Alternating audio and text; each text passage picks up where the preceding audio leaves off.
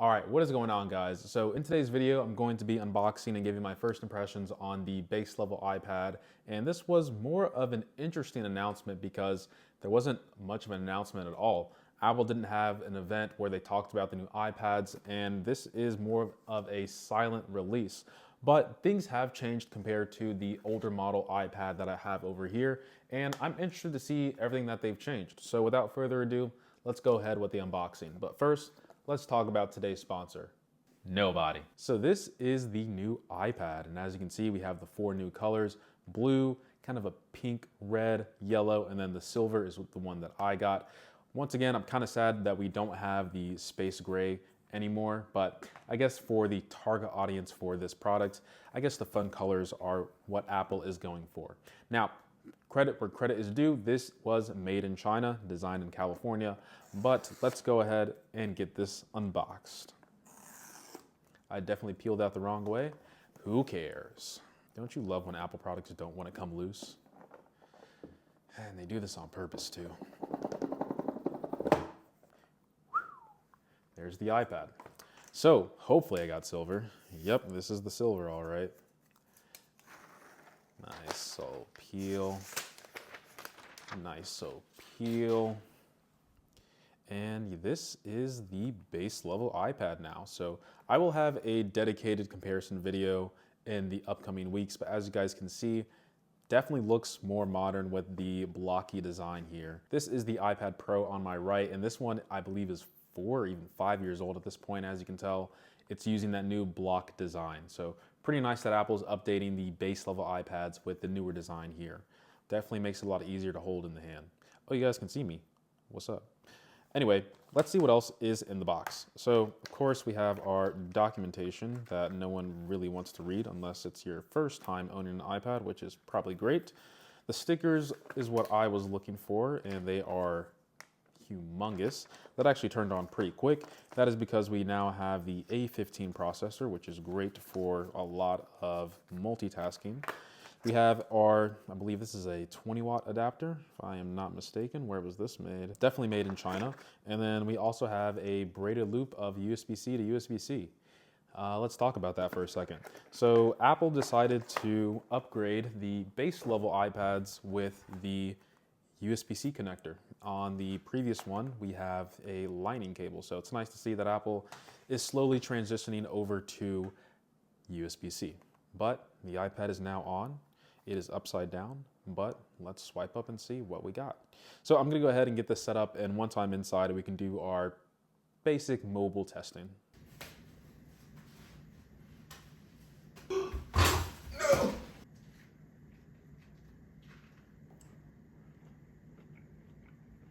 So I just want to take you guys around the device real quick so you guys can see what's in store for this new iPad.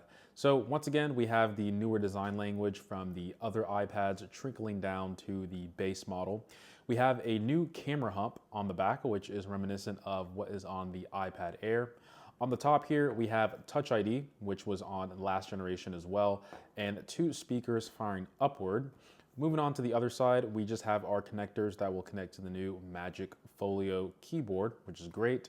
2 speakers firing downward with USB-C. Keep in mind that we no longer have Lightning on the bottom of the iPad. And then we just have the same old up and down volumes that we see on pretty much all other mobile Apple devices. So the first impressions I want to talk about for this iPad is the display, because it's a very hot topic whenever it comes to the base level iPad.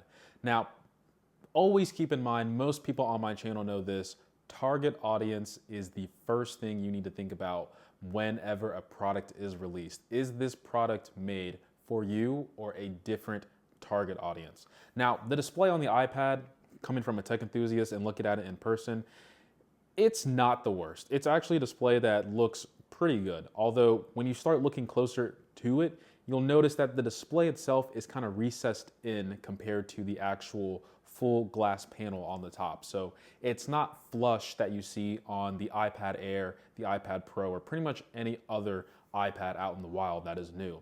So that's where the iPad, the base iPad, gets a bit of a hit. But for the target audience, for the people buying this product here, I would say they aren't even going to notice. And in terms of cost, because companies, schools, and people who are buying this in bulk, typically in the educational field, that's what I would think the base iPad is target audience for. They don't want stuff that will, in terms of cost, if things were to go wrong, if something were to break, they want something that can be easily replaced. The screen to replace on the iPad Pro or even the iPad Air is hundreds of dollars versus something that is much cheaper here on the base level iPad. So that's something that I want people to keep in mind. And the other thing is the base level iPad, I don't want to say it's something that you can throw around, but it's not, it's built really well, but it's not designed in the sense of having all the bells and whistles that we see on the upper echelons of the iPads that we have out in the wild. All right, now with that spiel out the way, let's actually see what the display looks like when a nice video is playing. What city are we going to today? Croatia. Have we been in Croatia before?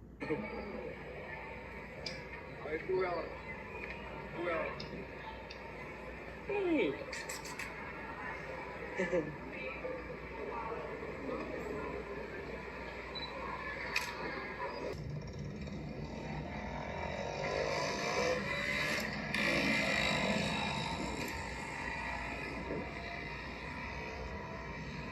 There is a company that helped me pay for this, and that would be today's sponsor. Nobody. That's right, I paid this with my own hard-earned money. So if you want to watch every single ad on this video. So honest opinion on the speakers, I would say they sound not tinny. It's more of like a hollow sound. Like there's not much bass when it comes to the actual speakers themselves. But once again, I don't think having nice speakers or the greatest speakers are like the end all be all for this device, mainly because the purpose is so they're sound. The other thing that I want to mention is in terms of the display and the video quality itself, I was pleasantly surprised on the videos that I watched. They looked pretty good in terms of being a little bit more descriptive than that. Everything was relatively sharp. The color stood out, very vivid, bright, colorful. So I would say the display does its job. The other thing that I want to highlight here is that this does not have any ProMotion. You can really just think of this as a blown up iPad Air, but still clinging on to the previous generation accessories that we have, such as the Apple Pencil first generation. Now, the other thing that people are talking about that I have talked about myself is that this is still clinging on to previous generation accessories like the Apple Pencil 1. Now, the thing is, I think in terms of the target audience, I don't even know if people are even using an Apple Pencil with a device like this. I know it definitely makes the experience better, and it would make more sense that they would just make this compatible with the Apple Pencil 2. But I think with the accessory being so expensive, I don't think it makes much sense for people to purchase an Apple Pencil or even the new Magic Folio keyboard with this base iPad. It just, in terms of the price and the cost, it really doesn't make sense. Those two accessories alone are more than half the cost of this iPad. So I would say if you are looking to get accessories with your iPad, if you live in an area like the US or a place where they have their refurbished store readily available to you, just shop there for an iPad Pro or an iPad Air for around the same price, and you will have a much better experience having the newer compatibility with the Apple Pencil 2, the Magic Folio Magic Keyboard, straight up Magic Keyboard, where it doubles as an actual stand where it's floating, and the keyboard and trackpad are relatively nice. The other thing that I want to mention as well is this camera on the back. I don't really think people should care too much about the camera. I rarely use my camera on the back of this iPad, mainly because it's so bad, and chances are the phone in my pocket has a better camera in it anyway. But if you are doing some type of project where you just need to capture a photo and it needs to look decent, this camera is more than enough. So let's go ahead and take some shots and see what it looks like. I got some Duracell batteries here. All right, so looking at the pictures that I took, this is just a basic photo of some Duracell batteries. It's a good photo. It's not bad by any means. Here's a selfie with the front-facing camera. Honestly, not the greatest, but it gets the job done.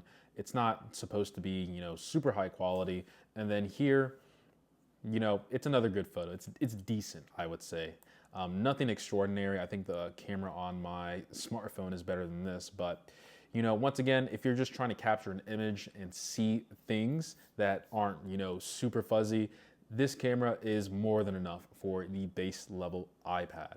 So another thing that they changed with the base level iPad is that the camera is now on the landscape portion. And at first, I was pretty happy about this change when I first heard it, but now that I have the camera app open, it does make it a little bit harder in terms of using the camera like this, and you want to use it in the portrait mode. You're always kind of off to the side, which kind of sucks. You almost have to like tilt the camera like this and then it's centered, but then you can see the iPad itself is kind of off angle. But most people, when they're doing a call or something, or they're using their iPad, chances are they're already in landscape mode, so it's gonna be looking like this. So it's probably just gonna be something that Apple's going to test the waters with the base model, but maybe we'll see this change in the upper iPads in the future. But that is pretty much my first impressions of the base level iPad. I would say I'm happy with this change, mainly because I am sick and tired of this design still being a thing, and they got rid of it. USB-C is here, so we don't have Face ID, but we do have Touch ID that doubles as the lock button, so you're able to get into your iPad through some level of biometrics. And once again, target audience, keep that in mind. But my humble opinion in terms of the pricing of this product here is, if you are a person that is looking to get a base iPad that can just do the run-of-the-mill stuff, but you're like a young adult, I would say probably steer away from the base iPad, simply because of the limiting accessories and hardware that this is still running. In terms of the processor, it's great, but for I think $449 or $459, you could look at the refurbished store, or even on eBay, for the recently released iPad Air, or even an older Pro model. That's what I did. I ended up buying a used Pro, and it's still probably better than most of the newer Apple products that are out in terms of the iPad landscape that are below the iPad Pro, like the Air, the base iPad, things like that. So if you are looking at that price point, you should look into, I know people are against or don't like having used or refurbished stuff, but stuff is perfectly fine. Apple products hold up really well. The other thing I keep mentioning is the accessories. And if you elect to go the used or refurbished route of buying a recently released iPad Air or an iPad Pro, all the way back from 5 years ago, I would say are still perfectly fine. You have access to the Apple Pencil 2, which I would say is infinitely better than the first generation that is kind of handicapped here on the base level iPad. We have USB-C, and it's the more faster data transfer that we have. We have Face ID as well, at least on the Pro models, Pro Motion. So it's things like that that I would say just make the upper iPads more worth it, especially around the same price. But I do want to test out the new iPad Pro that was recently released, although that one kind of seems like a snoozer because it's just a processor refresh, and that's pretty much it. But I'm gonna spend some time with this, do a comparison video with the last generation, and then give you guys my final thoughts.